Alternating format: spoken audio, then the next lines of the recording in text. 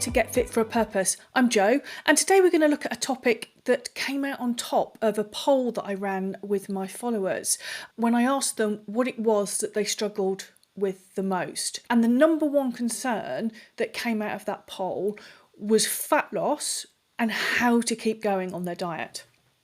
So, in this episode, I'm going to cover off the top 5 reasons that I see people giving up on their diets and give you a few pointers on each of them if they resonate with you to hopefully help you keep going. First up, a lack of immediate results. It's the number one reason why so many of us feel discouraged, impatient. We live in a world of instant gratification.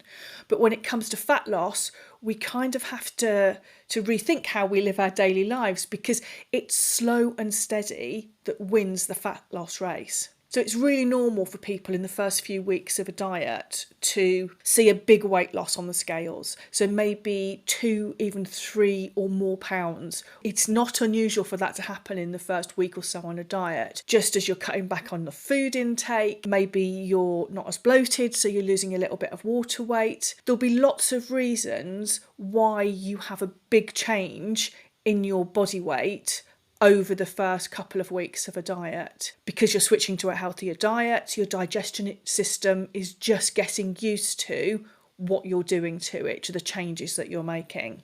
And just as it's reasonably common to have a big drop in the first week or two, it's also really common after the first week or so that everything starts settling down again. Results slow down. They may even stall completely, or you might even see your weight go back up a little. But what you have to remember is, if you've kept yourself in a calorie deficit, if you've stuck to the rules, you haven't stopped losing fat. What you're seeing on the scales, you're just seeing various components that make up your overall weight rebalancing within your body. So what your brain is probably telling you is, it's not working, I'm useless. But what you're seeing on the scales, that fluctuation, is literally just nature, it's science, it's biology, it's your body doing its thing. It's getting used to its new regime, and it's just working out what the right balance is for it so that it can work better for you with the new diet that it's dealing with. So what do you need to bear in mind if you find yourself being discouraged on week 3, and it's normally week 3 of a diet that people throw in the towel or start losing the will? What you have to bear in mind is tell yourself, reframe in your own mind what it is that you're thinking. It is totally normal for your weight loss to slow down after the initial week or 2. Expect it. Look for it. Remind yourself it is absolutely not a sign of the diet being useless or you just not being able to do it. It's just your body adjusting. So set yourself achievable goals. You really should be looking for a loss of maybe £1 to £2 a week. £1 is great. It's a healthy, sustainable target for most women. But the other thing you have to remember is it's an average over time. And you have to look at weight loss as a trend, as an average over time. Do not expect those scales to gift you the exact amount of weight that you are expecting to lose week in, week out. Sometimes it happens, and if it does, great. You're in a minority though, because for most of us, the scales are going to wobble all over the place on the way to a goal weight. The drop is not going to be linear, and sometimes your weight will be going up. Whether it's you've had a bigger dinner, you've had some more salt on a particular day, you've had a high fibre meal and your digestion's just going lovely and slowly, which is good for you. It might be the time of the month, you might be poorly. There are loads of things that influence your weight and will continue to influence your weight when you're on a fat loss diet. So please never panic about a scale weigh-in, and don't lose heart if things occasionally go in the wrong direction on the scale. The next reason I see people giving up on their diets is if they're feeling really deprived. So most people think that going for a super low calorie diet is a way of getting it all over and done with super quickly. It's a way of hitting their goal weight But unless you literally have just a few 2 or 3 pounds to shed, which you can lose in 2 or 3 weeks, this strategy of a super low calorie diet is really unlikely to work out for you. Why?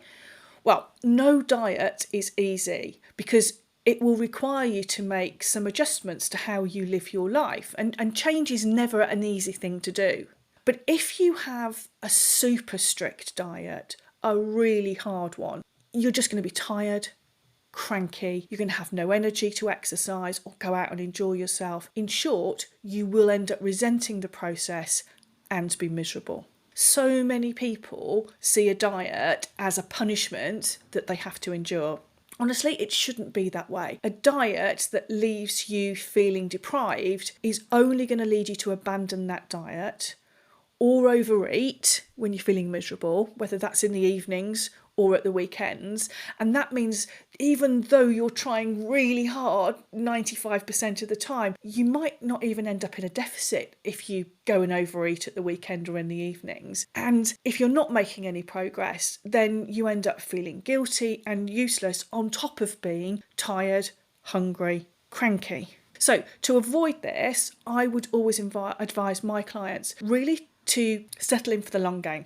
Aim for a smaller calorie deficit over a longer period of time. It's about finding a balance in losing the weight, but also allowing you to enjoy your life and your favourite foods just in a healthier way. So you need to get your head around the fact you're playing a long game. 2 or 3 weeks of slim fast diet or whatever it was you did in your 20s is not going to see you through to losing, I don't know, the half a stone, the stone that you're looking to lose at the moment. You have to find a way of eating and moving that you can sustain for the long term. So third, hitting a plateau. So it's frustrating when you hit a weight loss plateau, but again, it is completely normal. So plateaus are a natural part of any weight loss journey for the same reason I talked about the lack of immediate results that people get upset about. There are loads of things that are impacting your weight on any one day. Loads of things. But if you're on a diet and then your weight just starts sticking, I understand, it can be frustrating. And for some people, it just causes them to give up because they feel that despite all of their efforts, they aren't seeing any movement on the scales. And again, go back to the point I mentioned a few minutes ago. If your diet's been really hard, well, that's a really tough pill to swallow. If you've been really over-sacrificing and, you've been punishing yourself on the diet, well, of course you're going to give up. So if and when you hit a plateau, remember, it's normal. A few things, though, that you can do. 1, make sure you've been in a plateau and the weight hasn't budged downwards for 3 consecutive weeks. And I mean that because of what I said earlier about all the reasons why the scales are an unreliable measure of whether or not you're losing fat. Because if you're in a calorie deficit, you will be losing fat. So stick it out for 3 weeks. If after 3 weeks the scales aren't going down, then what I would do is have an honest check-in with yourself. Have you been logging all of your food? Is your portion control on point? Have you got a little bit lax? You don't need to be in a huge deficit to lose, but conversely, what that means is if you're sneaking in the odd treat here and there, you've been a bit lax with the portion control, then those little rounding errors, shall we say, can add up. And you can easily either go up to your maintenance calories or over your calories if you start not paying attention to what it is that you're doing. Remember though, if you are seeing the scales move, even if it's just a little bit, that still is a loss. That's not a plateau. You are still losing. You are still making progress towards your goal. So if it isn't budging and if you are hand on heart sticking to your calorie range, there are a few things you can do. What I would say is you could try increasing your movement a little bit. So I don't know, depends on what your current level of activity is. But if you're, say, currently doing 8,000 steps a day on average, try and up that for a week or two and see if you can get an average of 8.5 or 9,000. Just increase that daily movement. Or the other thing you can do in tandem with that is maybe cut your calorie range, maybe by 100 calories a day. And then stick with those changes and be consistent with those changes for another 3 or 4 weeks, and then have a look at how things are going. So the fourth reason I hear from people as to why they can't keep going on their diet is lack of time. I'm too busy. It's a really common excuse. People often give it as their reason for quitting. They're too busy to prepare healthy meals, it takes too much effort, and they don't have any time for exercise. However, you know what I'm going to say here, don't you? Healthy meals can be super quick to prepare. Salad, anybody? There are always healthier options available when you eat out, when you go to a takeaway. It's about choices. It's about thinking about what you're doing a little bit. And that doesn't take a huge amount of time, if any. Most people have a TV. Most people will watch TV for an hour or so a day. So the reality is, it's rare for time actually to really be the issue. It's often more about your personal priorities. Because working around time constraints, working with somebody who's got a really busy diary is absolutely something that can be worked out. You can work a healthier way of life into your existing life if you want it to. Lots of us are genuinely short on time. And yes, of course, when you start out initially changing how you eat and getting more movement into your life, it does mean you have to invest. And I use that word deliberately. You have to invest some time working out how a new, healthier lifestyle is going to fit into your life. Things are going to have to change, but you can figure it out. Here are some ideas to help you get a little bit more organised if time really is a problem for you. So one, you need to plan.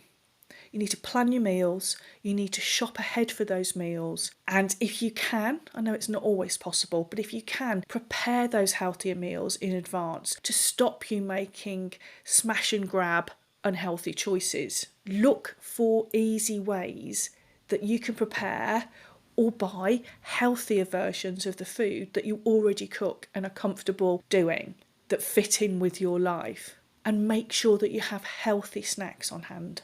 Opt for short workouts. I don't know, a 20-minute home workout, rather than joining a gym the other side of town and having to factor in a 2 hours to get there and back and work out after work. Actually, that's a lot to ask of anybody. But short home workouts can be just as effective if they're programmed correctly. And of course, there are always opportunities to integrate more physical activity into your existing daily routine, whether that's walking, cycling to work or the station, whatever it is, there are always opportunities that you can choose to take. And finally, the fifth reason I hear is from ladies who are finding it really hard to lose fat around the perimenopause. It's a big one for many women. Your mood and energy levels can just be down in the dumps. I get it. You have symptoms like hot flushes, mood swings, your sleep's probably trashed. It can make sticking to your fat loss goals feel really daunting. However, it's important to remember that while these changes absolutely, I totally get it, they do affect how you feel. None of those symptoms will prevent you losing weight. They just make it a little bit harder because of how you feel. And in fact, the steps that any personal trainer or nutritionist would advise generally for fat loss, they all apply to you. But even better than that, they actually have extra benefits for you if you're perimenopausal. During this time of our life, lots of women are trying to lose fat. It's a time when the weight is creeping onto the tummy area and our hormones can make us feel, well, let's face it, pretty rubbish. It can be beneficial to consider a smaller calorie deficit if your symptoms are bad, to account for already poor sleep, low energy levels and low mood. A slow and steady approach, you've heard me say that a lot this podcast, a slow and steady approach is absolutely vital because you've got to think long and hard and get your head around the fact that losing fat at this stage of your life, not impossible, but it is a little bit harder. And if you're in a smaller deficit, which I would advise you to do, it is going to take you a bit longer. So just settle in for that long game. Again, I've said that a few times this podcast. So as a bonus, eating a healthy diet really will help your symptoms. Prioritising whole foods, nutrient-dense foods, which any nutritionist is going to advise a client wanting to lose fat to eat. So cutting back a little bit on the sugar, a little bit on the processed food, and prioritising whole nutrient-dense foods.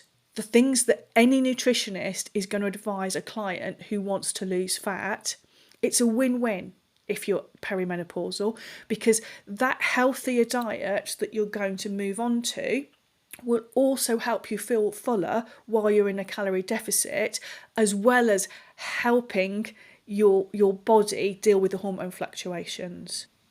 It's also really important to remember that gentle exercise is going to help your symptoms. So symptoms like low energy, low mood, anxiety, it's going to help those as well as help you make progress towards your fat loss goal. So use a short walk as a go-to solution for your symptoms and for the diet. Use your symptoms as a signal from your body to move more, not less.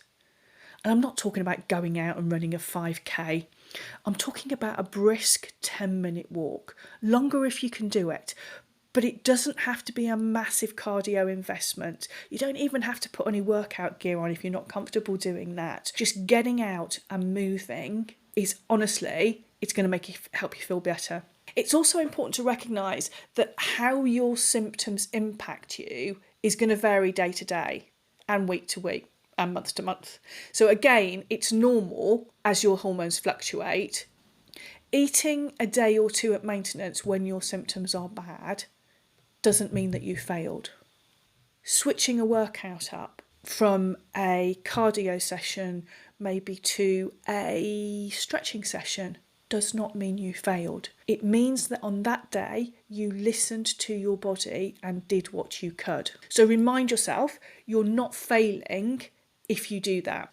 So there you have it, the top 5 reasons people quit their diets, and hopefully some useful ways for you to think about how you can work through them. As you've probably learnt in the past 10 minutes or so, sticking to a diet does require a mix of mindset adjustment, a little bit of reframing, how you talk to yourself and how you respond to what's going on around you. And dieting does get easier with some planning.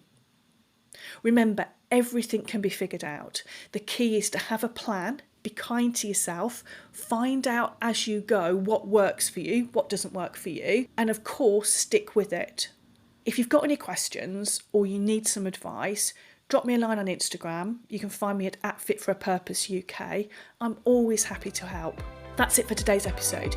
Thanks for listening to Get Fit for a Purpose. I'm Jo, and I'll see you in the next episode.